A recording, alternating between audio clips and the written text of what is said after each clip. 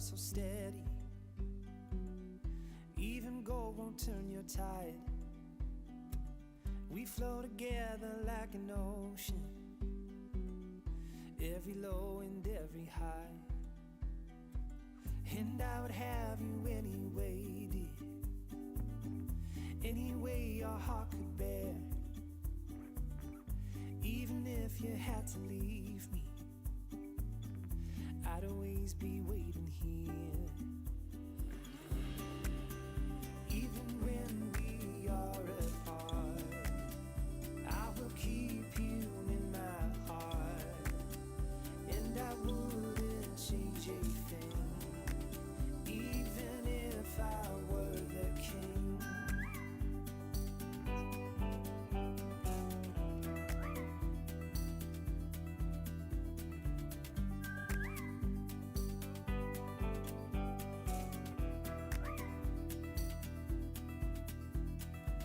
I've never known a brighter sunset, but every day I see it rise.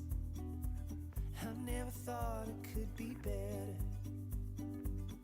until I saw it in your eyes. Even when we are apart, I will keep you in my heart. I will hold the world at bay just to see you smile again. And when time begins to fade, I will love you just the same. And I wouldn't change a thing, even if I were the king.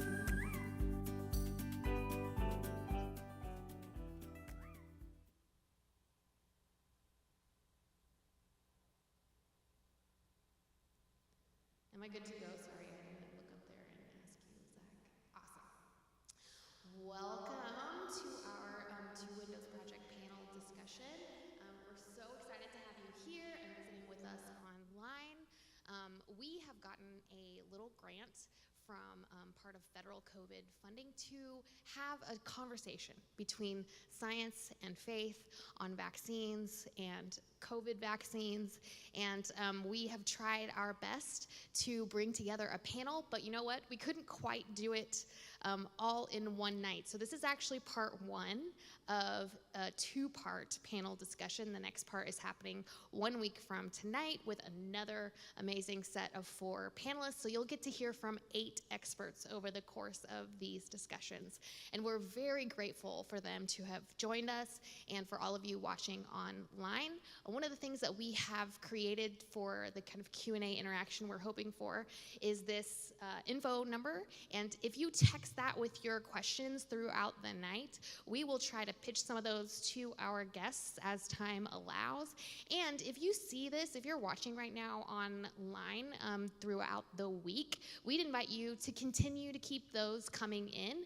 We will actually try to get to your questions next week in part 2 that we don't get to tonight. So if you're watching this in real time or delayed on the internet later, either way, send in your text message questions because we would love to have our panelists take a whack at answering those for you. So we're so grateful for those of you who have joined us in person and those of you who are part of this event online. We're excited about this conversation. I think maybe a little bit nervous about this conversation at times, but we have collected a great group of people, and all 8 panelists have some really amazing perspectives to bring to this conversation, and I hope that you get the chance to hear from all of them. But in the meantime, I'd love to open us up in prayer. Creator God, you are big and you are awesome, and yet you see each one of us and you're with us when we gather. Be with us as we have this conversation in your presence and in your light. Help us to treat each other with humanity and respect as we search for you and where you're at among us. We love you. Amen.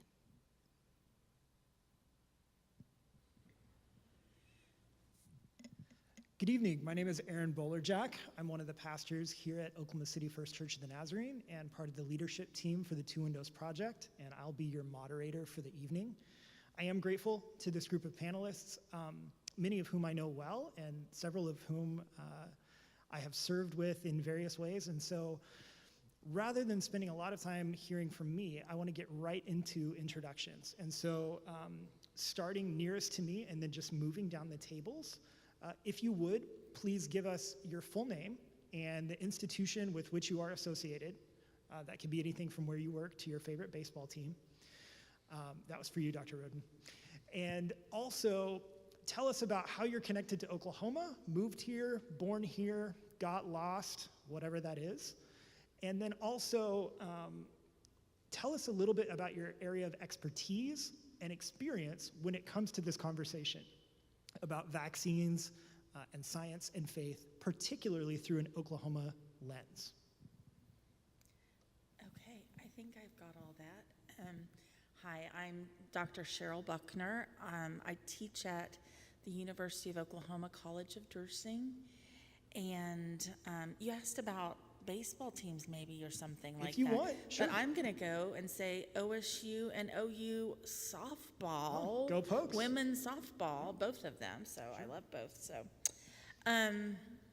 my little part in the vaccine world is I work with the CDC and the Association for Prevention and Teaching Research on helping put information about immunizations and why they're important into nursing curriculum across the United States.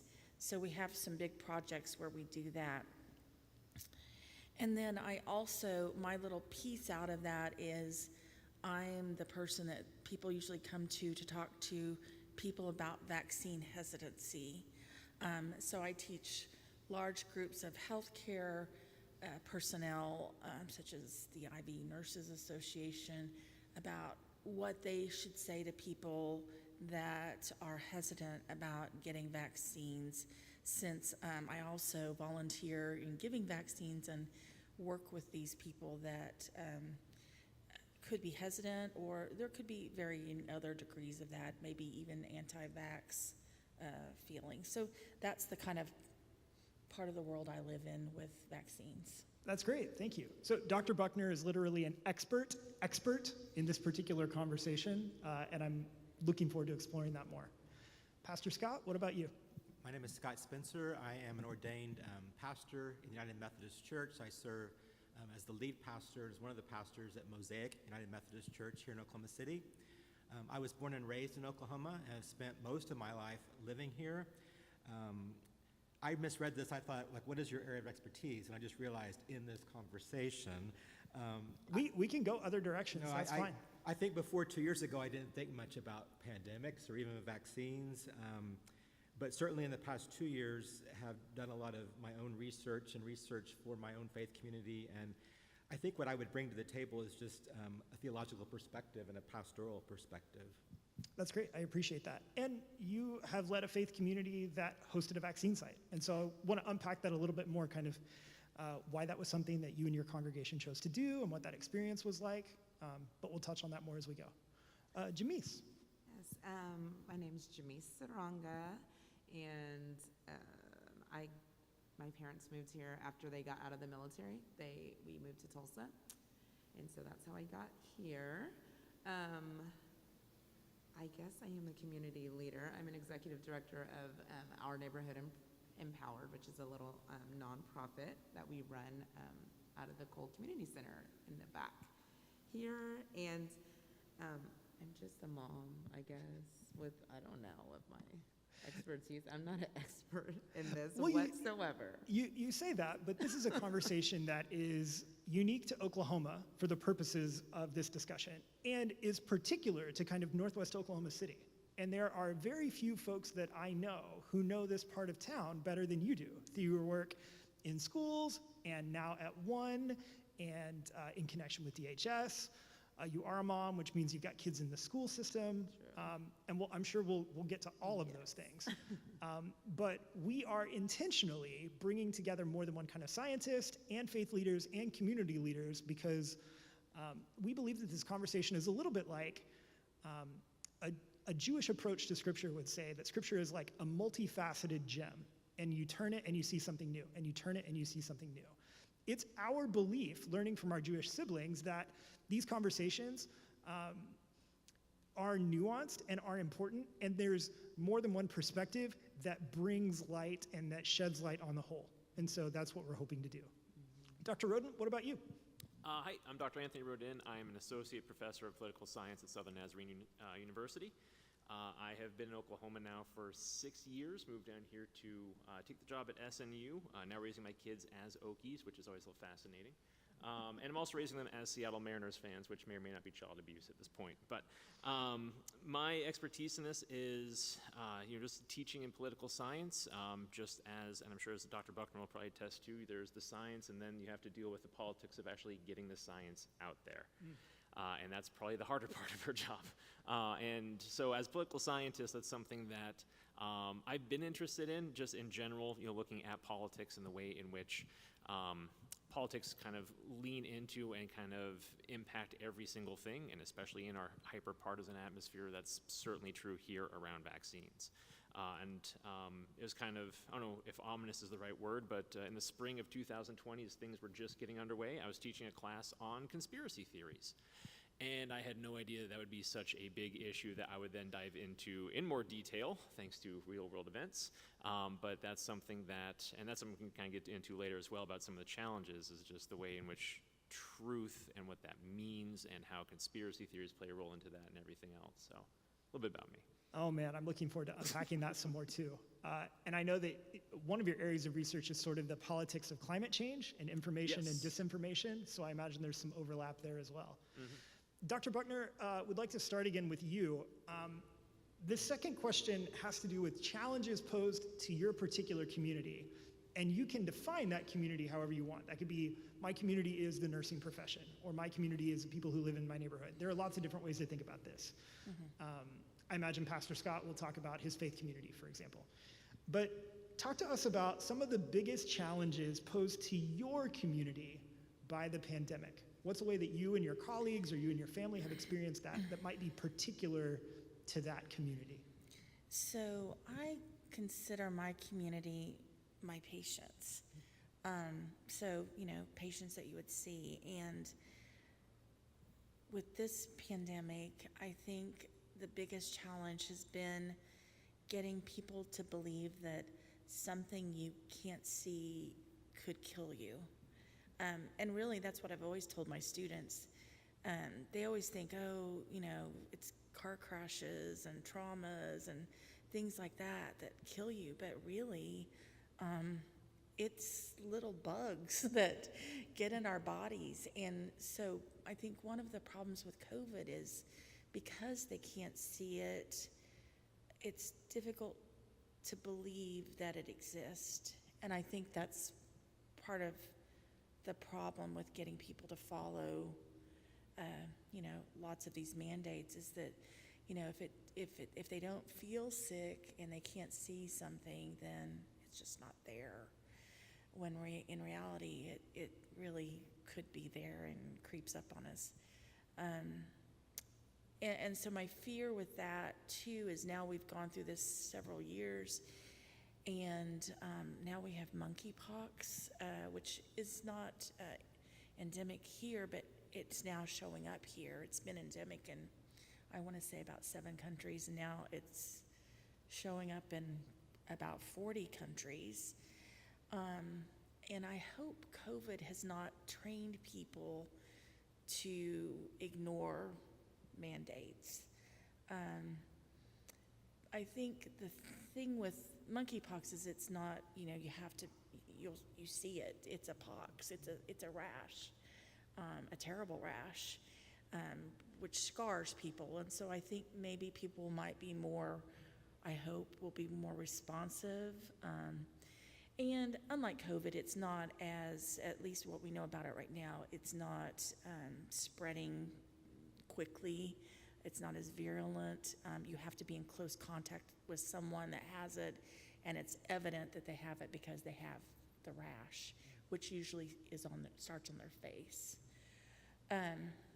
So I have a lot of concerns about how are we going to handle future pandemics that occur to us, because they will occur to us. We know that.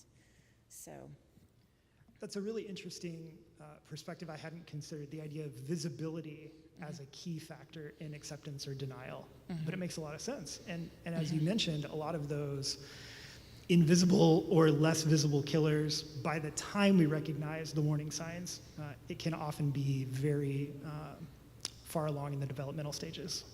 right.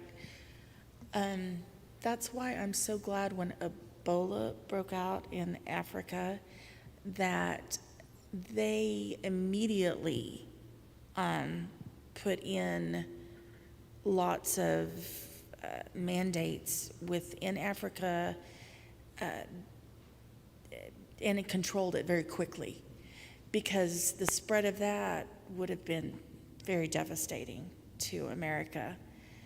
And so I think that's part of it too, is that, hopefully we're acting more in a global sense. Right now, the World Health Organization will be meeting next week to address monkeypox and decide if it's a international threat to us. And if it is, then they'll treat it much more like Ebola than I think they did with COVID. So it'll be interesting to see what happens with that. For sure. Thank you. Pastor Scott, what about you? What are some of the biggest challenges posed to your particular community in relationship with the pandemic?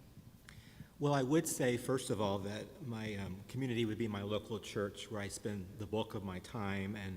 But I would also see maybe the larger, I would see, people of faith or no faith in Oklahoma also being part of my community. I think in my local church, immediate things that come to mind would be just in those early days of the pandemic, just that disconnect we had from each other. Many of my people are retired, and the age of my people tends to be a little older, and so we had a lot of concern for people who maybe felt isolated or who didn't have help, who maybe needed help with getting groceries or medications, especially in those early weeks when it just seemed like the world did shut down as much as we could, and there was lots of questions and a lot of fear, quite honestly. I think also then sort of tied to leading into that would be education and who do you believe? That's an essential question, I think, because certainly in the news media, on social media, we would see people of all professions, making contradictory statements about the pandemic and about the coronavirus, and I think in the end it's sort of what does your gut tell you? Who do you trust? Who do you believe? And if your own doctor is telling you one thing, but your gut tells you something else, and I think those are all issues that we all have to deal with. And I think as a pastor, certainly it's my role to sort of help people think about those without really, I tend not to be dogmatic or try to give concrete answers, but help people think of the right questions to ask and help them think through their answers. I think on a larger scale, we just had so much confusion over people just making such widely different claims about mandates, for example, and whether you should wear a mask or not. I mean, I had family members telling me in the early days masks are very effective, and today they would tell me masks are not effective at all. And so for a lot of us, there's those questions of, well, what is truth, and who do you believe, and who do you trust? And I think for many people, this was eye-opening, I think, in terms of just how we may differ from our own family members, from our neighbors, and even people in a church. Although my church was largely, I think, unified around their response to this. But I know in the larger Christian community, in the larger faith community, there was such a variety of responses. One of those responses being, that the government shut us down as a local church, or does the government have the ability or the right to do that? And, certainly in Oklahoma, the government never shut us down, but many of us willingly stopped meeting in person because we care for each other. And we felt like that by not meeting, we were caring more than by actually meeting, even though we knew people have that need to be around each other and to, have human contact. But we felt like it wasn't going to go on forever. And although my church, we went for a full year with online-only worship. But we had times for people to get together in much smaller groups. But again, there was just so much of a different reaction across the board. And I think in those early days and early months especially, as a pastor, it was exhausting trying to keep up with all of that and making sure that I felt like I was qualified to help people. So pastorally, how do you navigate a conversation where you're trying to help someone reconcile, what they would describe as their gut feeling or their strongly held religious belief when that is in opposition to, say, the counsel of a medical professional or what scientific research seems to indicate? Not what do you tell them to do, but how do you interact with them in a way that's helpful and pastoral? Oh, well, I think for me, for people who might say something that, is just the opposite of either what I believe or what I feel like the majority of, for example, the medical community are saying, as a pastor, I tend to not, come right out and say, well, I disagree with you, or that's stupid, or you're wrong. And in our church, we tried to have the attitude of we're all going to have different opinions. We tried to sort of set that table up first before there was any conflict, just to say, we might have differences of opinions here, and that's okay, but here's what we're going to do as a community. And one of those examples is we're still asking people to wear masks during worship on Sunday mornings. Now, and I think we may be one of the last churches that hasn't made masks optional, but we felt like that for the good of those who can't be vaccinated, especially children under 5, or those who are vulnerable but do feel like they can come to church, we, out of respect and love for them and care for them, we were going to continue to wear masks. And we've had people that have said to me, well, I'm tired of wearing masks, I don't want to wear a mask, but by and large, we've not had any animosity over that in my church. Now, we have said in smaller groups, each group can make their own decision. And we have a Wednesday night program with far less people than on Sunday mornings. And about a month ago, I said, I think we could have masks be optional on Wednesday nights. And what I've noticed over the past few weeks, including last night, everyone was wearing a mask. So that tells you sort of the nature of my church, at least my local community. But I know that that's not true of all United Methodist churches, even in a large city like Oklahoma City. But I think for me, people want to feel like you've listened to them, you've heard them. That's important as a pastor. If their opinions are if you just think, oh my gosh, this is so, wrong, people still have the right to be heard and to be listened to and to have that be a part of the discussion. But I also think as a pastor, I've tried to steer people towards what I think is maybe the right way to go. So, firmly but gently. Firmly but gently. Yep, that is real. Jamise, what about you? What are some of the biggest challenges posed to your community by the pandemic? And then maybe help us understand how you're defining community. Is that your neighborhood or the school district, or what do you think of when you think of community? Yeah, I think, so right before the pandemic, I had been a social worker. So I worked for 15 years at DHS, so doing that. And then my community became high school. I worked there kind of in that same kind of role. So, and then also the Black community, I believe. And I have a child with special needs. So also the special needs community. Maybe I do fit in this conversation. You contain multitudes. Okay, now I see. Wear a lot of hats.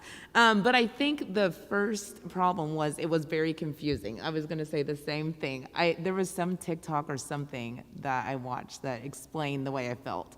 And she was like, okay, like, it'll feel like it's the flu unless it doesn't, and you'll live unless you die. And then and it was like that, like, okay, I'm gonna live unless you don't. And then if you don't, and so everyone's like, what, am I fine? Wait, wear a mask, wait, the mask will kill me? Wait, don't.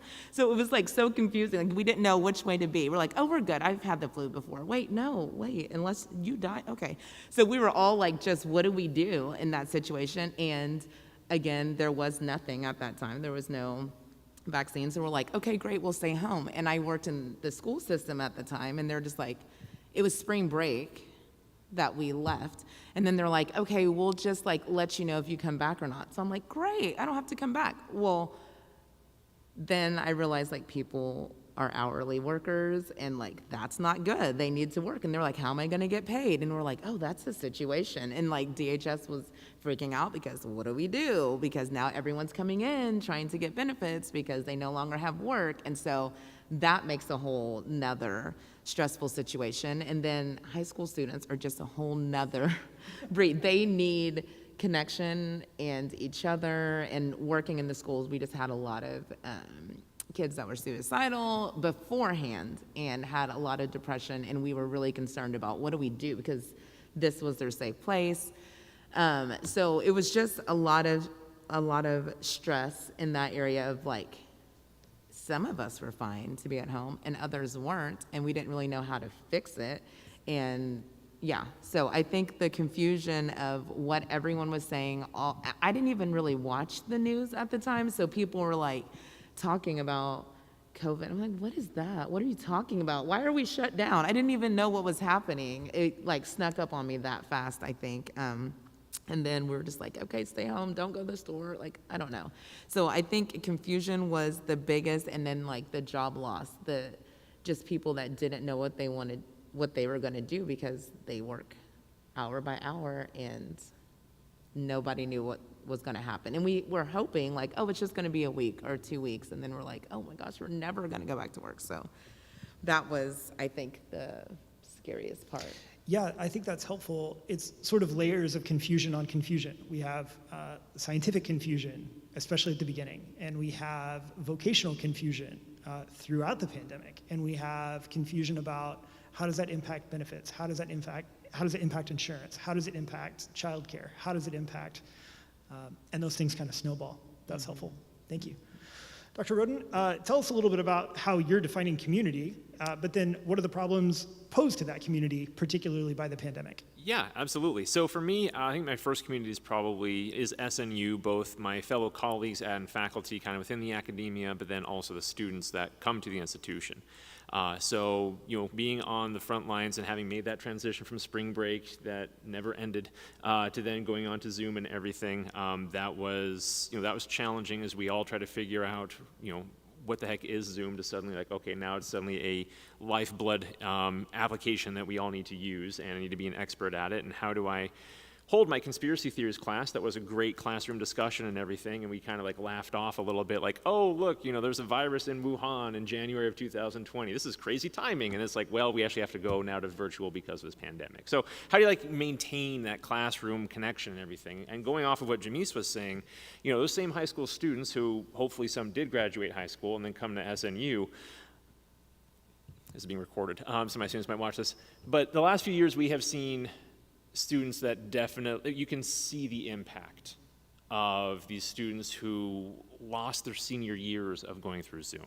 Prom, homecoming, forget dances, and I mean, for me, missing out on the awkwardness of dances would be fine, but other people actually enjoy homecoming dances. But losing like football games and just time with friends, I mean, that's supposed to be a rich time of social bonding and maybe some learning thrown in as well.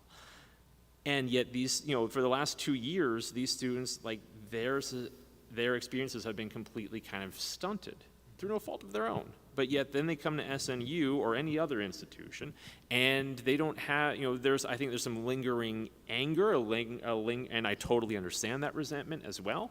And then also, like, you have the learning loss, which we are seeing across all different measures. And so, I'm seeing that in my classrooms. And and we recognize it, and we're trying to kind of address that at our levels, just as I'm sure teachers at all levels are doing it. But that has definitely, and like we've seen probably more behavioral issues on campus than we've seen in recent years as well. And I think all that kind of manifests from this. So just like as far as like the student body, I mean, that generation they're hurting. And those 2 years and that gap of 2 years, regardless of if they went back early on in the pandemic or if they went back super late, it was complete interruption. And I think we are still feeling the after effects of that and the ripples of that. And I definitely see it in my classrooms. Now, broadly, just within academia, part of it, this also comes with it, is a lack of trust in institutions.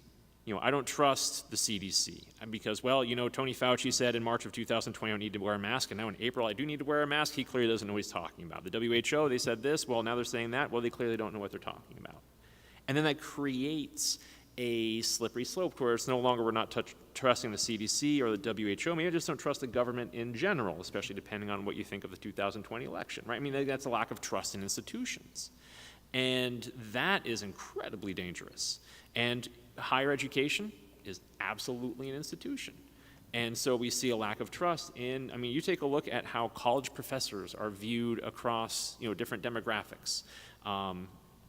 You see a significant decline in trust in professors and higher places of higher education.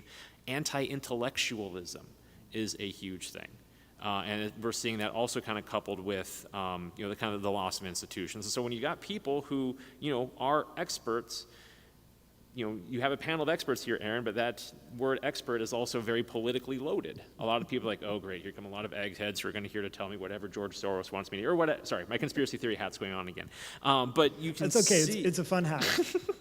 It's fun until it gets dangerous, but Yes. yeah. But it's something that, just the word expert and the lack of kind of trust that we have to experts. I am not an epidemiologist.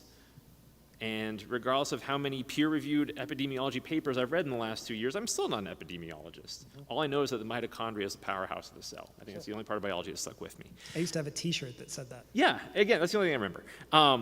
So, we lean on experts. Like, that's supposed to be kind of what we lean on. We're supposed to lean on experts and people who know this, not lean on celebrities or lean on influencers or lean on people just looking for you to share their tweet.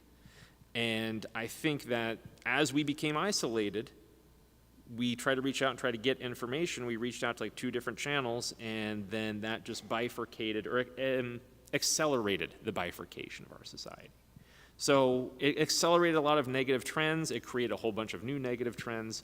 And those are all challenges that we face both in the academy, as well as in the classrooms, as well as with our students, our staff, and others. I really appreciate that I can always count on a political scientist to make me feel better about the future. Oh, yeah. I don't know how I'm going to answer number 5 about what gives me hope about the future. I'm really curious to see I'm just going to stare into the camera. And okay, so, well, that's all right. It'll be really good television. Dr. Buckner, coming back around to you. Again, thinking in terms of the community that you serve, you, your colleagues, and particularly your patients. What are some ways that members of your community can effectively respond or have effectively responded to the pandemic? How have you and they met some of those challenges? Well, what we hope is that people will become vaccinated. That's our goal. I believe in vaccines way before COVID happened. When you look at the history of vaccines, they have changed our lives, and our ability to live long, healthy lives would not have occurred if vaccines were not here. And so to get people to that point, if they aren't, either they're hesitant or possibly more so, is to open up the doors, like what you were saying about listening to them. My Southern grandma would say, sometimes people just need a good listening to. And just to let them explain, what their feelings are about it. And to develop relationships with these people. And deciding when the right time and the place is for these conversations. I talked to a group of infusion nurses in Las Vegas and about, steps that they could take to talk to their patients about getting vaccinated. And unfortunately, and I found this out in the evaluations the nurse had written it, one of the nurses left Las Vegas, got on the plane, was sitting next to someone that she didn't know at all, who, it's Las Vegas. They drink a lot in the airport, and then they get on the plane, and That is the person a was wild airport. Yes, With the noises with the and the casino. gambling and the lights and the, Yeah. man, it gives me a headache. So she chose to apply the tips that I taught the group to this person who was somewhat tipsy and at the very least, vaccine hesitant, if not maybe more so. And she said it didn't go well. And she said, maybe there's a right time and right place for these conversations. And then I was like, I'm adding that to you think that people would understand that, but I was like, okay, I've added that to my tip. So there's a right time and right place for these conversations with people as well. And the goal with anyone, especially now with the way this is kind of all panned out, is that we don't want to make the vaccine political. We want to make it personal. We want to find out what are the personal reasons that they're not taking it. And we don't want to get in a political debate with them. We just want them to be able to express themselves. It could be that they're fearful, so then maybe we need to provide some knowledge for them. Maybe if they're religious, that we appeal to their altruistic sense that getting vaccinated protects you and the people around you. So you can't get to those points, though, until you open up that conversation and really listen to people. And I've always told people that it may not be just one conversation. It may take months talking to people about this before they finally think, well, this is something I could entertain. So I really appreciate that idea that some people just need a good listening to. Yeah. That is real. Yeah. I had a conversation with one of my nephews, Hayden, he'll never see this, in my office a couple of days ago because he was in trouble for a poor choice that he made at the kids camp that Jamise was helping run. And my uncle brain switched on just enough to say, well, what were you feeling when you made that choice? He said, well, I was scared and I was sad. I was like, okay, well, it's important to be able to say that out loud. Now, we don't want to respond to those feelings in the way that you did, again, but giving people the opportunity to express what they're feeling and why they're feeling it, hugely important. Yeah. I really appreciate that. Yeah. Pastor Scott, speaking of which, what are some of the ways that members of your community can and have effectively responded to the pandemic? What does that look like? Well, I think one of the first things was asking ourselves, what could we do? And early on, we wanted to encourage people. We had a banner outside our church for many weeks just saying, thank you to the healthcare workers, but also to grocery store workers and, truck drivers. And we had, the banner was just full of different peoples that we thought needed to be recognized and thanked. And that's something that, since we weren't scientists, most of us weren't in the medical field, we were just asking ourselves, what can we do? And again, like I said earlier, for people who, for various reasons, couldn't get out or didn't want to get out, we said to people, if you need help getting groceries, if you need help getting medications, we have volunteers who will do that. And that was needed for a short while. It wasn't needed really in the long run, but we began to think about how we would take that outside just our own community. Like, would we do that for our neighborhood? And I think that if there had been that need, we would have gone in that direction. I think, though, pretty quickly people didn't really have that strong of a need for that. I think providing a place for vaccinations was one way a church could respond and to take the pressure off other places like Walgreens or whatever. And that, in the early days of that was very needed, and people came to the church and were looking for a safe, what they felt like was a safe place to get vaccinated. I think even before that, though, realizing that a lot of the vaccinations the signups were taking place online, and that's still a foreign world to a lot of people, especially some older people. And so we just said to our church, if you don't know how to get online, if you can't get online, if you don't even have the internet, call us. We will help you with those appointments. And we just felt like that was important, not to leave people out there just hanging, because I remember the first vaccinations that were open, people just were stunned, like, how'd you hear about this? And there was just this mad rush to, sign up, and people were driving across the state. There was just that eagerness in those first days. And so for people who weren't that tech savvy, needed to have that confidence that someone was there to help them, and we just provided that help, and that just seemed like a very practical way. We also just, we went and bought a lot of food almost daily because we work with people experiencing homelessness, and we have a weekly ministry where we hand out food and clothing and all kinds of stuff, toiletries, and we also then have a food pantry at the church, and we just felt like that was important, that we made sure that those ministries continued. Our regular volunteers didn't go to our weekly homeless ministry, but somebody went.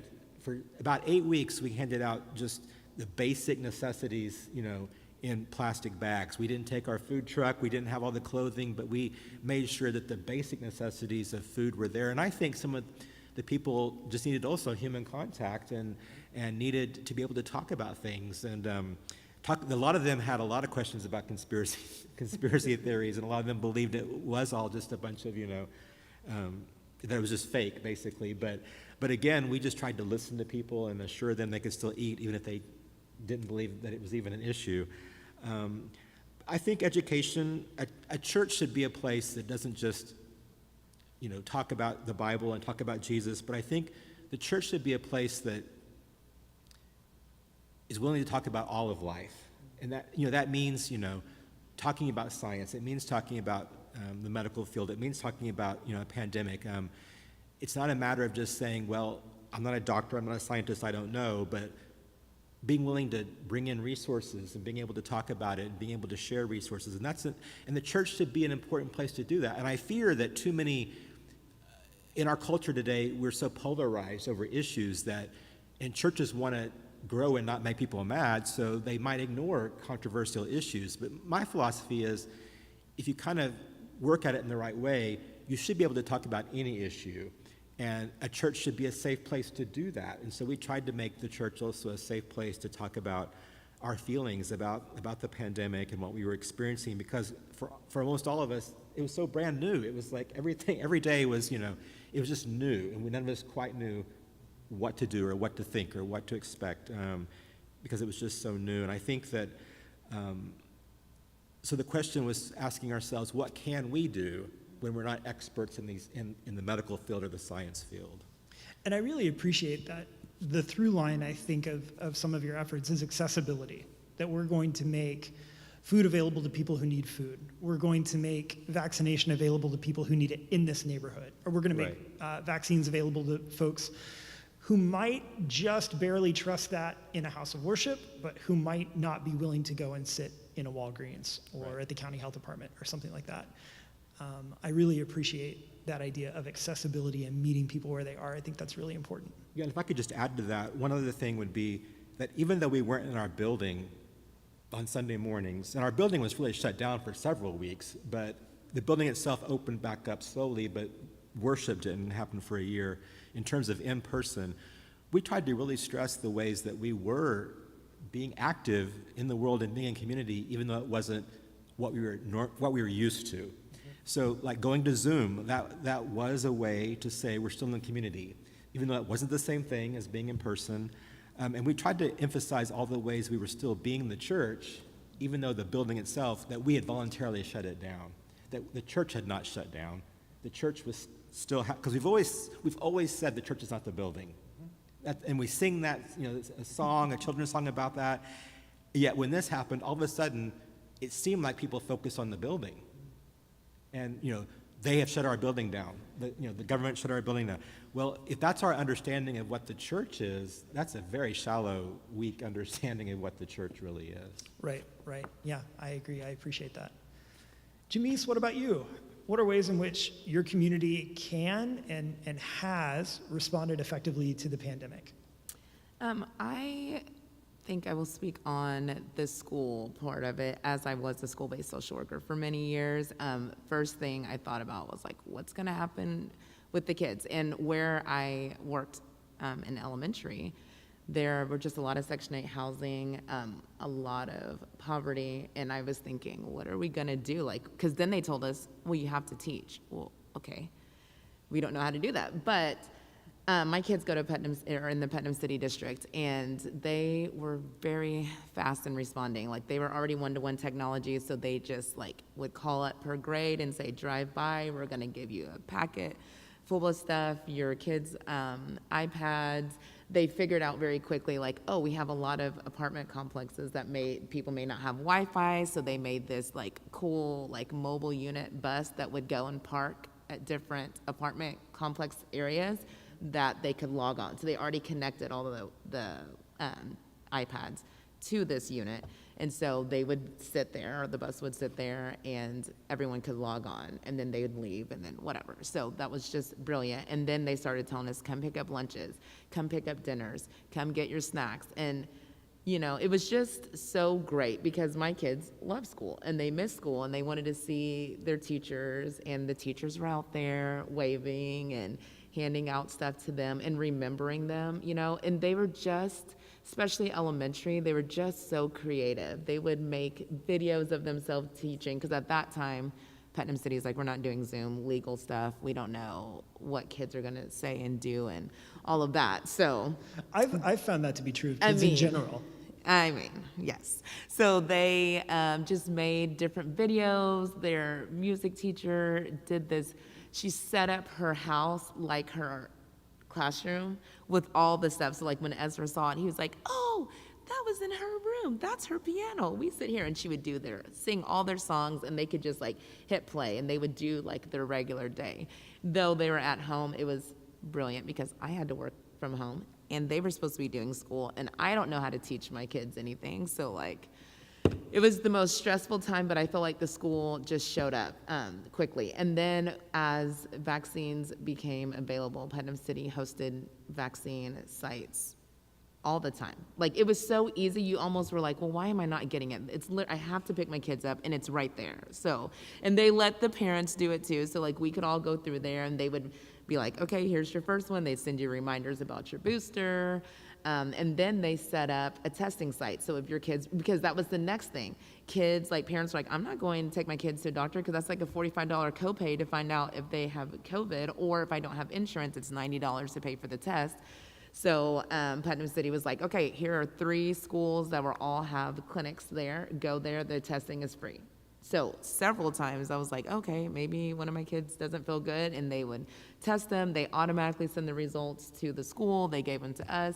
I mean, it was so easy. Like, there was no reason to not do that. And then after that, we started the money that they didn't use for school lunches. The government, that was the government's part. They started sending out these PEBT cards for people who didn't qualify for food stamps, or SNAP benefits is what we call them now. And they were just like, this is the money the school didn't use, here you go. Which was huge because one, like DHS was able to give benefits to a lot of people, but it wasn't enough. And so having this extra money that you didn't have to worry about, people were able to like feed their children. I just sat around and I was like, bravo. Like, they did so good. They kept their mask mandate longer than almost anybody, and they didn't care. They stuck to their guns about it. They provided masks. If the kids came in without them, it was like, here you go, because you know they're not going to have them, or parents couldn't afford to buy them. It's just like they were thinking of all of the issues, and my social worker heart was just like so proud of them. I was like, you did it, and you did it well. So bravo to the schools. I think they really stepped up the best we could. I mean, high school was way more difficult. I will say there were still places open, and so kids were like, I'm gonna go work. And so they didn't come to school. They didn't log into Zoom. They didn't talk to us. We didn't see their faces. So it was a little more tricky, but for elementary, I felt like they did a great job. My child also, my youngest one, has special needs, and so she has all these different teachers, and each one of them, like, she had speech. I don't know how you do that with a 4-year-old or a 5-year-old through Zoom, but she did. She showed up every day and tried, and like they would send things home for me. It was just, I was really, really proud, and I felt like a lot of times the schools are the connection to the community, because the parents learn to trust the school, they learn to trust the teachers, they go there first. And so I was really proud of our district for standing up and going against the norm and like literally doing everything that was required, regardless of the pressures around them. So.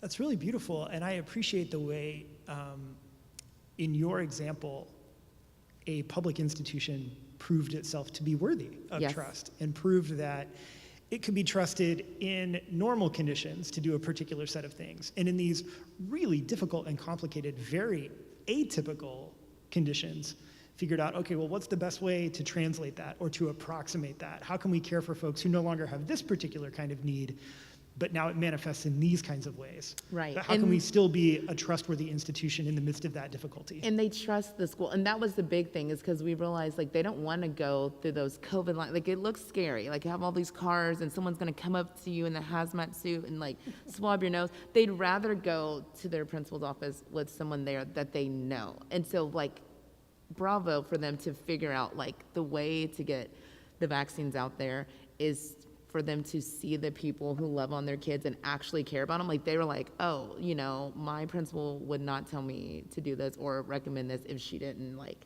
believe it was safe, or my teacher, or, you know what I mean? And so the kids would come home and they'd be like, I think we need to get vaccinated. We talked about it at school and this and this. And I was just like, I was so, like, proud of that. And they figured it out, that the world is scary, but your little area is safe. And so getting it there with the people that they already know is really the key.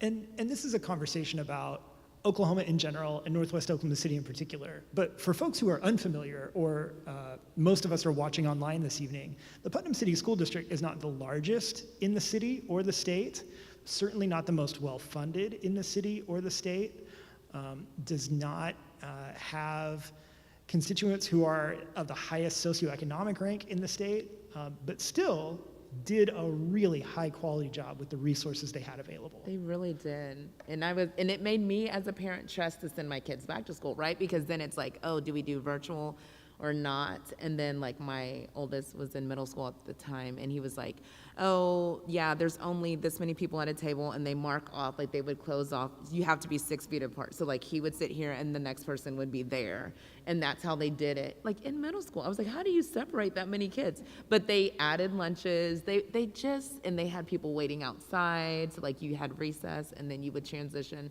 and they had time to clean. They hired extra cleaning staff, so, like, every time a class in elementary or anybody would, like, walk out of the classroom, the cleaning staff would go in and spray everything, wipe everything down, and then go back. They had someone monitoring the bathrooms. Like, it was, like, I don't know how they did that. I know there was a lot of funding, but the way that they did it was absolutely impressive. That's excellent. That's good to hear. Dr. Roden, what about you? I know you have some experience teaching in a pandemic. Yeah. And being on a campus during a pandemic. What are some ways that effective responses were possible and sometimes embraced?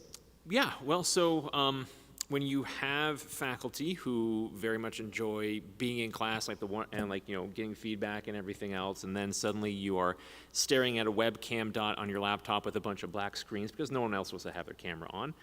That kind of, that can kill the vibe a little bit, and that can make it difficult to teach. So, all of us faculty kind of had to find ways to be engaging, to meet students where they are. Now, we were, at SNU, we were only virtual for the tail end of the spring 2020 semester, then we were back in person beginning fall 2020. But beginning in fall 2020, though, we did allow students to opt into Zoom. So if we had students who had family members who were at high risk. We had students who they themselves had tested positive or who just couldn't physically be there but were at home being caregivers. I had a student who watched his 10-year-old brother while his mom went to work. And so, those kinds of things. And it's just kind of recognizing that the rule book that we had been using was well thrown out the door. We were in a brand new season. We are all muddling through this together. And I think just the word that I use time and time again in my announcements, interactions with students was just grace. This is a stupid time to be alive right now. We're all muddling through this here. So, just give me what you can. We'll try to be gracious. And, I mentioned that, for these incoming freshmen, they had gone through, they were basically robbed of their tail end of their senior years. And, their transition to college was now with everybody wearing masks and the cafeteria was shut down. I mean, our amount of foodborne illness did drop significantly because of that. But we had these like differences in these experiences, and so it's just recognizing and meeting people with where they are. Yes, we as faculty, we were struggling. We were even just like in person with masks and everything. It's hard to see. I mean, I'm a guy who very much likes to make jokes during lectures and everything, and so I didn't see people. You say, oh, you can smile with your eyes. No, students cannot smile with their eys. Either that, or all of my jokes landed flat the entire semester. Either way, but so like even in person with masks is a little bit different. So it's just trying to find grace in meeting students where they are, and recognize that every student has a different. They all navigated COVID differently. Some students lost family members, multiple family members. Other students were like, yeah, I was at home or we got a hotel and then we managed to ride it out in Hawaii or whatever it was. And, we still took our troops and people went through that differently. And we need to recognize and kind of meet them where they are. Right? Like, hey, I have to miss class for 2 weeks because we have to bury my grandpa. And just recognize that school's important, but we're all just trying to kind of make it through this time together. And I think more broadly, as far as academia kind of goes, and what I try to give my students at least is, how do we go out and find good sources? How do we go out and speak into these conversations in ways that we don't contribute to the tire fire that is online social media, but we are instead extinguish it, right? I call it the Philippians 4:8-9 principle, right? Whatever is good, whatever is holy, whatever is pure, whatever is true, and all that. Paul tells us to think on these things. I say only retweet those things, only share those things. Only that is what we need in these kinds of conversations. When you find a viral tweet about 5G towers causing the coronavirus, let's maybe fact check that a little bit. And fact check that outside of Facebook, but fact check it on different, and yes, even that means you have to hold your nose and check the other news sites of like the other political ideology. Have the courage, have the conviction, have the ability to critically think, to go there and be like, all right, that's another piece of evidence, I can come to my conclusion. Because I think that's what, and I kind of view my job as missional in that regard, is that I want to help students be able to navigate this infosphere, for lack of a better term, in a hyperpolarized society. Because if we don't, give them the ability to parse this information well and to go out and do their own research in a good way, not in a terrifying, I'm just going to, whatever is on Facebook, I'm going to adopt, then we're just going to repeat this, whether it be with monkeypox or Ebola or whatever kind of fun pestilence comes our way next.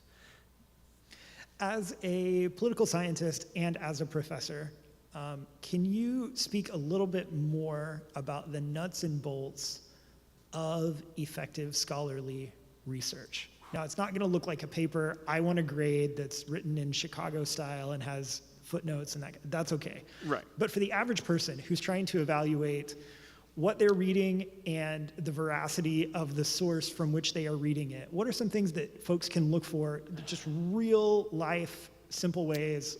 This may be true, or this may need a little bit more evidence to back it up. And I think what made COVID so unique is that it was a novel virus. It was brand new. Monkeypox, we know what it is. I mean, we know what it looks like and everything else. But novel, coronavirus is brand new. I think it's not so much like where it can go. I think it's more like what kind of virtues can you cultivate. And I think one of them is be okay with being wrong and admitting that you were wrong. Right? Again, like early on, we talked about the confusion. Right? It's like, oh, do we wear masks? Do we not wear masks? It's not because people were dumb. It's because we were just now starting to try to figure out this brand new virus that's suddenly popping up all over the place. You have a small little cluster here that, oh, masks didn't work. And then there's like, a school in Denmark that had masks. We were still trying to figure that out, recognize. And that, hey, maybe I was wrong then, but that doesn't suddenly mean that I discount this voice in the future. Or that, well, they were wrong in April of 2020, so I'm not going to listen to them anymore. So I think, and then just that's just a panoply of voices. Look at different voices. Look at what, if one scholar is saying it, okay, that might be important. But if multiple people are saying that or citing that same study, and even if that study is entirely in Greek, or if it all looks Greek to you anyways, put some, be like, okay, I'm seeing that. Maybe maybe this is a new emerging trend. Maybe this is like a new variant or whatever it is. We're all trying to kind of figure this out, and we're all learning on the fly here. And so just having the ability to kind of think critically, to listen to multiple voices, but also be okay with being wrong. I think what social media shows, like, we all have a fear of being wrong, because if we're wrong, then, my grandma is going to rub it in my face. Love you, grandma. On Facebook, because like, well, see, you were wrong in this regard. Like, yeah, you know what? I was. This is the best data we have, and we were wrong, but now we know this, and maybe we need to change our behaviors in such and such a way. And I think that also points us toward trustworthy sources are often the ones that will say, I had incomplete information, Yeah. or now that we know more, we have a better idea of how to respond effectively. Yeah. And the ones that say, oh no, I was correct 2.5 years ago, and I'm still correct today, and have learned nothing and have changed no opinions, those are maybe the ones to take a second look at. Yeah, absolutely. Okay, I'm going to throw not quite a curveball, but I don't do baseball, kind of a slider. So hopefully won't mess you up too much. I want to sort of combine these last two questions. Consistently, every time we have folks text in questions, they ask, where do I go? How do I learn? What should I listen to? What should I watch? What should I read? If I want to know more about your particular perspective on this conversation about vaccination and faith and science, how do I learn more? And I want to marry that question with, please don't just give us resources, although those are important. And those of you who are here in person, this is a great time to take notes. If you're watching online, you can pause it and push play again. You have that great gift, I guess, of the digital experience. Please give us some resources that you would encourage us to engage with, but then also please tell us what gives you hope, if you have hope, what gives you hope for the future of this conversation, and really for hopefully someday the end of this pandemic. So where can we learn more, and also what gives you hope? So there's actually been some good survey research that's been done since COVID's occurred with people that have been hesitant to find out what resources they trust. And in this survey research, it's the most trusted resources are the ones that are closest to them, or that they feel are closest. So oddly enough, my employer ended up being one of the top choices. Family, friends, and religious organizations such as churches. That those were places they felt like they could get and trust the information.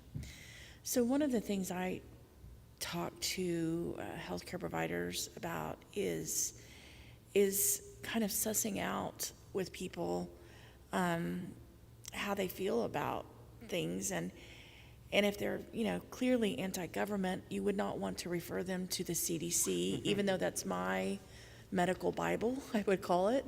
But if they're really anti-government, that wouldn't be the source you'd want to send them to. So I've told them, nurses, to find out, there are people that are pro-vaccine on Facebook or Insta, and to seek those sources out beforehand and create a list of, and check them out to make sure they're giving out good information, that they're pro-vaccine.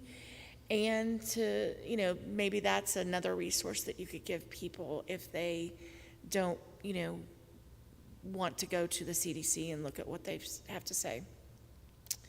There's also a nice resource called immunize.org. It's a nonprofit out of Minnesota that does a lot of great work on vaccines and vaccine knowledge, and it's really for just anyone, healthcare providers or the lay population. There's something there for everybody. And so that's another good resource that is maybe not feels as threatening as maybe like the CDC to some people. So that, I think, is kind of the thing, is just trying to find out what source they might feel they trust, and being familiar with sources in your community that you can refer them to. And then what gives me hope is that people can always change. I mean, that's the nice thing about the world. It's like what you were saying earlier is, maybe we didn't know so much when this all started out, and we've learned a lot. And maybe, you change your ideas and your thinking about things. I know for my own family, some family members were like very against, becoming vaccinated. And then what I saw as time went by, and maybe they started experiencing personal loss from friends or family, that it made them think that they could change their mind and that it would be okay to become vaccinated. Maybe they're not going to tell everyone to get vaccinated, but at least they got vaccinated. And so that gives me hope about the future with this disease.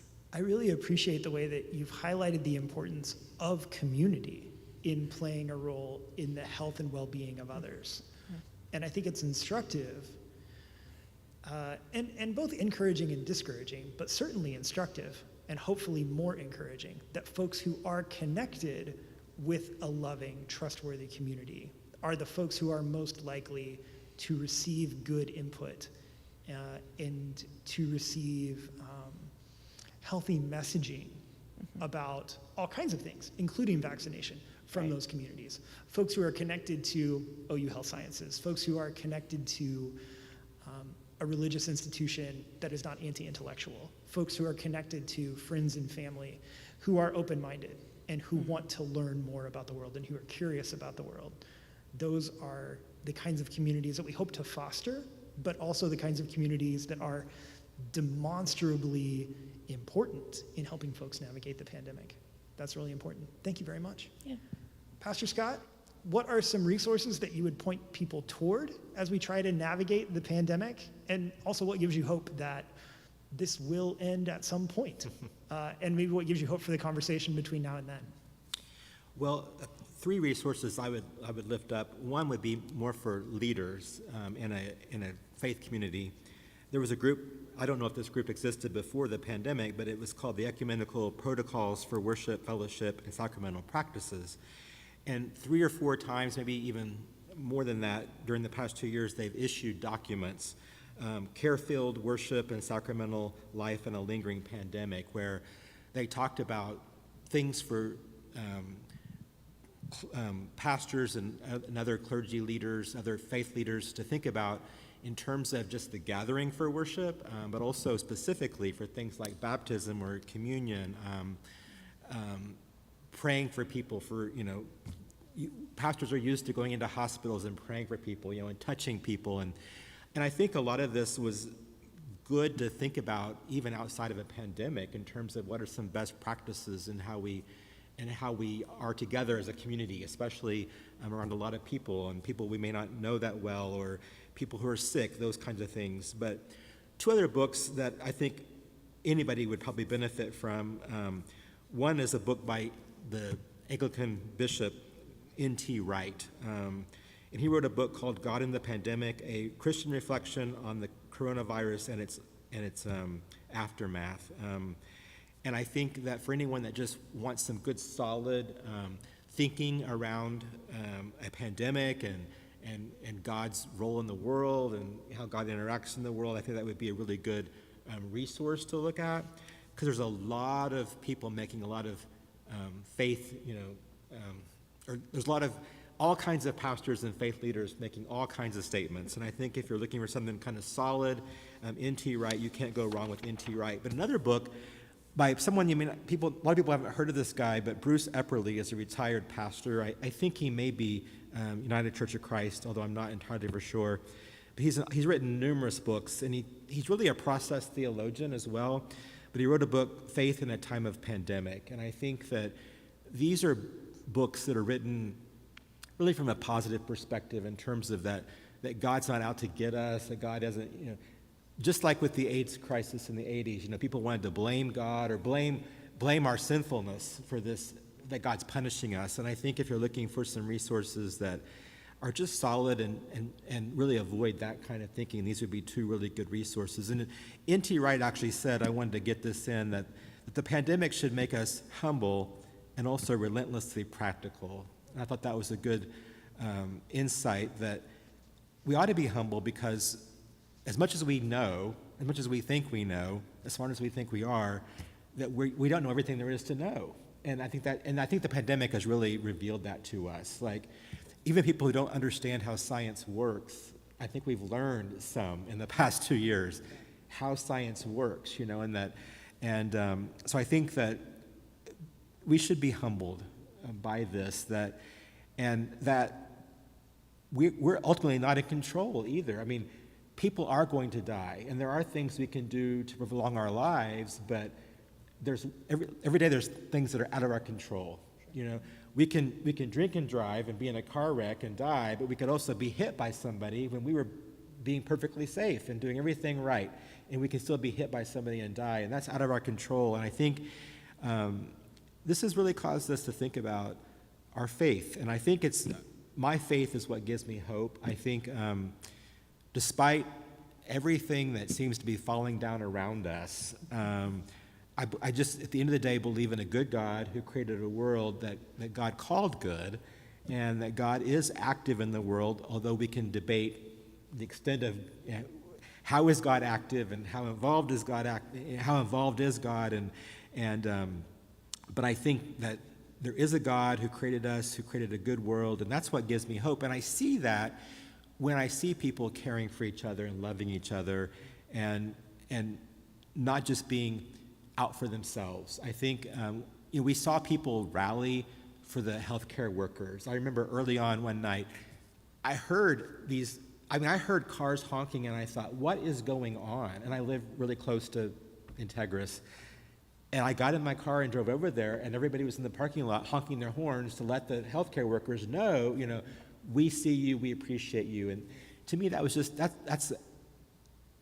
what an act of humanity that was. And as we see things like that, that's what gives me hope. That even though you might be full of fear, even though the world sometimes seems to be falling down around us, that people are good, and we do good, and that's what has to keep us going.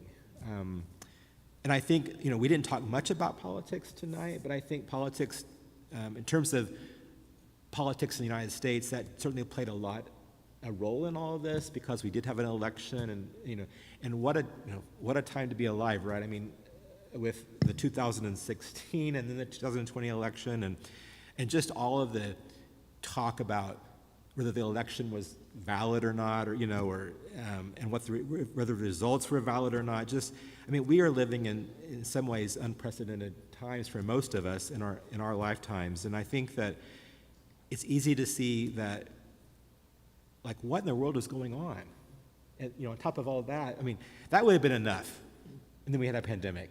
It's just like, and I don't think,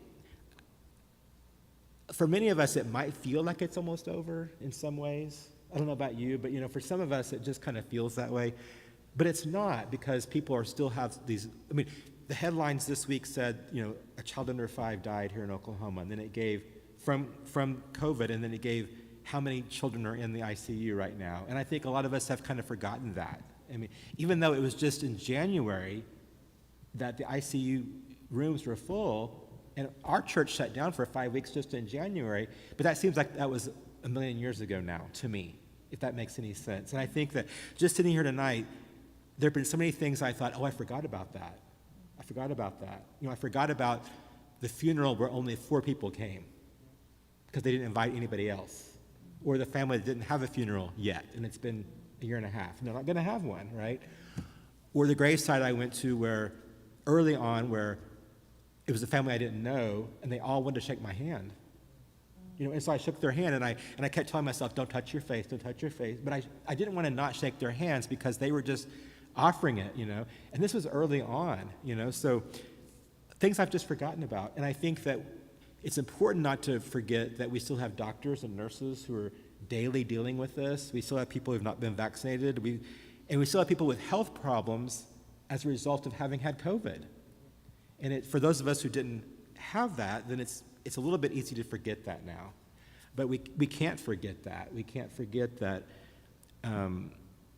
it's still among us. People are still suffering. People are still dying. And so what is our response? And I think that at the end of the day, I just believe in a good God that created us and called us good, called the world good, and that we are called to make a positive difference in this world. Whether you're a Christian or not, your goal ought to be that you want to make a positive difference in the world. Right, right. I think it's important to highlight that this is not a conversation that is particular to Wesleyan traditions or to Protestant traditions or to Christianity.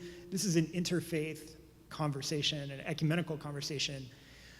I'm reminded of, Gandhi is paraphrased as saying that we should be the change that we wish to see in the world. And I think that's true.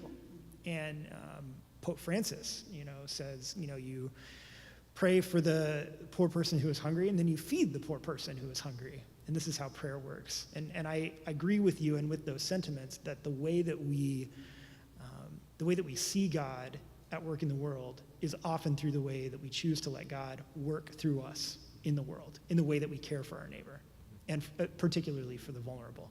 That's great. Thank you. Jamise, what are some resources that you would point us to as we want to learn more about the perspectives and the experiences of folks in your communities connected to the pandemic, but then also what gives you hope for the future of this conversation and for the pandemic in general? I don't really have resources. I just encourage having conversations. I think that was what I needed. Like, I don't understand medical talk. I don't know what you're saying. Like, it doesn't make sense to me. But when I see, like, how, like, when you got it, I was like, okay, so then how did you feel? What happened? Did you have any problems? No, you didn't. I was a watcher. I was like, I don't know. And I think a lot, just in the Black community in general, we're just, like, there's a lot of history there with our bodies just being guinea pigs and used and tested, and we're like, we're not putting anything else in there that we don't know. I mean, it's new, right? So, like, we don't know what that's going to do to our bodies. So I watched a lot and just saw people do it and saw that they were okay, and then had conversations, and then played the game like, okay, well, if I just stay away from you and wear a mask, then I don't need to do it. That's great. But then I had to go back to work with all the kids, and then I was like, it just, at some point, it had to change. I do think that, when I heard like, oh, if you're vaccinated, then like you don't have to go home right away, or you can do this, like that kind of motivated me too, because I was like, I cannot take off all this time. We can't be going home, like, and being at home for 10 days. So for me, like, I'm not really that optimistic, but I was like, okay, everyone else seems fine. I'm gonna go do it. And then, like with Salem, like, I don't know, like, what is gonna do having a child with a special need. Like, she's healthy, but what happens? I don't know. So I was like, okay, well, I'm just gonna do it to protect her, and hopefully nothing happens to me. Like, I hope I'm fine. And I was fine, and they came around, we got the booster. And so I think, like, just having conversations, it does seem weird, like, we were talking about some people like, oh, seeing celebrities and seeing that, but then also seeing celebrities and seeing them, and you're like, well, they're not going to kill themselves like on TV. So if they're really doing this and they believe in it and they're okay, and then seeing people that look like me that are doing it and they're okay and they're not afraid of it, it kind of helps with the trust issue and being like, okay, well, I shouldn't be this afraid. But I think amongst the Black community, I think we waited a very long time. I would say like a year or so afterwards before like we really started hearing of people that actually went and got it done. Like even in the Black churches, they were just like, listen, we'll just be at home. Like we're not putting anything in our body.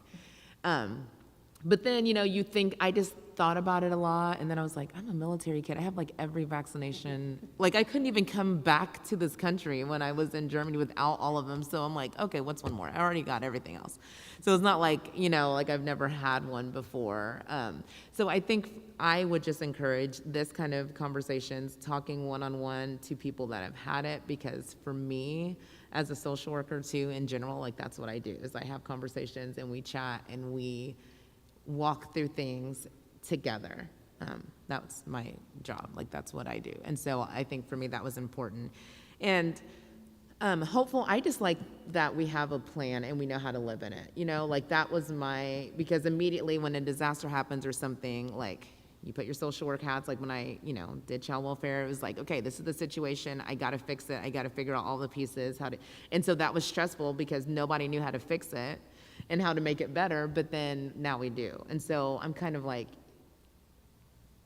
also being a social worker, they're either going to do it or they're not. You can't make people do anything. I don't expect that everyone's magically going to be vaccinated. It's not going to happen. But I can do it, and it's an option. And so at this point, like, either you're going to do it because you feel like you should, or you're not. You know what I mean? Like, I'm like at that phase. I don't think that I'm going to change necessarily like the world's mind about it, but I know just for me, I'm like, this is what I choose to do. For me, it makes me feel better in the world. If you don't want it, like, that's, and you get sick, I don't know, like, you know, and it's like I can get, and I think after my middle kid, after he got COVID, and they had just gotten fully vaccinated in December, but he got it in January. And like, he was fine. He was running around my house. I was like, can I send him back to school? Because I only knew he had it because he was like, oh, I have a little headache. And working in the high school, everybody that said they had a headache was like positive. So I was like, let's go to the clinic at your school and see if you have it. And sure enough, he did. He didn't have a fever. He wasn't coughing, nothing. And he was fine. Like, we were all like, okay, well, if this is what the vaccine helps you do, like, be like this, then we're okay, you know? So, and I think when people saw that, they're like, oh, really? And so I think it's just having conversations, talking to people that you trust about it. I don't really know what to trust in the media, and I'm not going to read a book about it. I'm really not, ever. But I really appreciate the way that you've pointed us to the idea that there's more than one kind of resource, and that observation and bearing witness is a kind of resource, but especially that clear and honest communication about your experiences is a really valuable resource, particularly, not exclusively, but particularly for folks of historically marginalized and medically mistreated communities, to be able to say, this is my experience, this is what happened to my kid, this is what I know about my family member, and being open and honest and public about those things with folks who are weighing that decision for themselves, really incredibly valuable. I really appreciate that. Dr. Roden, we've had one question for you that's kind of related to this, so I've saved it for now. One of the questions for you has to do with the idea of not being an expert. So like you said, for example, I'm not an epidemiologist. How, in recommending resources, you can make this a two-parter if you want. This is fun. I don't usually get to do this thing to colleagues. How do you have conversations that are constructive about areas in which you are not an expert? And then how do you recommend resources? And you can talk about hope or not. We'll still love you exactly the same amount. So the first one is try to avoid, when we don't know something or we're not comfortable speaking about something, very quickly then we go to the tried and true sort of argument strategies we've used since kindergarten. You're stupid. Or you engage in name calling, or you're defensive, and so you just go completely off track and it becomes personal. I think this intellectual humility, being like, hey, I'm not an expert in this, but these articles have kind of come up. This is interesting. This is kind of where the data is leading me towards. What do you see, and like where are you coming from? And assume, and this may not, in fact, in most cases it may not be the case, but assume that the other person is coming from like a similar place of good faith. And be like, well, I've read this, I've read this, I've read this. Now, some of their sources might be laughable, or some of your own sources might be like, you got that from the CDC. Who listens to the CDC? No offense. But, so, kind of recognize that, okay, it's like when I tell my students, about, approaching questions about faith and politics with people who are not Christians. You can't use the Bible as a source. Because that's just not going to, it's like, okay, here's a Harry Potter quote in return. They don't treat it with like and my mom would feel inversely the same about the Harry Potter book. Yeah. So yeah. Yeah, but they're not going to treat Mom. They're not going to treat it with the same sort of reverence that you just like, well, this is the Bible, how dare you? So be able to, again, like be uncomfortable, recognize that you're not an expert, and recognize that you may not have it fully right. And then engage in that dialogue. And then, if they then go in turn and return to the tried and true kindergarten strategies, then maybe recognize that there's a time and place for everything. This may not be the time and place for this full conversation, but we've maybe at least opened the door a little bit. And you need to build those relationships. And I just want to kind of build off of a theme that's kind of been building here. We've talked about, community and how important community and building these networks of relationships are.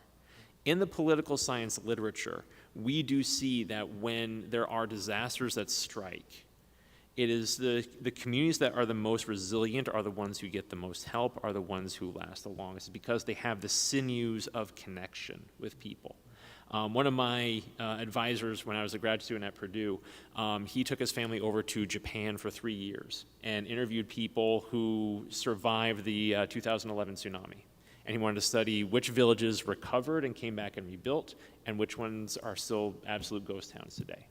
And the ones that rebuilt, it turns out that they're the ones who had the strongest civil society. They had people who lived life together. They had soccer clubs. They had, community whatever the Japanese version of community potlucks are, whatever. But they had a community together. And when you don't have that, we call it civil society, then no one's going to come to help. I mean, just personally, in April of 2020, my wife woke up with an incredibly painful stomach ache, and this was super early in April 2020. It's like didn't know what was going on. I put on my N95 mask that I bought back in January because I was way paranoid about it, and basically hosed down the room and whatnot. And after 3 or 4 days of her being in pretty significant pain, wondering if we're going to hospitalize her or not, I was at my wit's end because I also had my 2 boys who could hear Mama be upset and everything. And then I had a doorbell ring, and on my porch, I went out, and there was a box of food for me. And it was a note from one of my colleagues that said, "Hey, Anthony, we know we sorry to hear about Lisa. Here, please appreciate this food to help you and the boys as we get through this time." It was a loving, they try to keep it anonymous. Unfortunately for the person, I have a ring, so I was able to figure out who it was. But it's because of those connections that someone knew I needed help, and they came and provided me that help. That's the kind of thing that I think that as we have polarized and become more diverse or divided from each other, and it's tough to reach out, that resilience is getting eaten away. And that's where that intellectual humility is look, we've said some terrible things over social media, or I've said terrible things about you behind your back, or you may have said terrible things about me behind my back because of what's happened since 2020. But we need to get back and rebuild these connections. That's what we need to kind of be resilient in the face of some of these crises. And so that's what I wouldn't say I'm hopeful for, but I think that's something that if we want a pathway forward that pierces through politics, that pierces through epidemiology and everything, it is the fact that we as humans, we do better when we live life together. And that's why we have the church. I think God knew something when he told us to have a church, to live life in community with each other, to have this nexus that brings us together.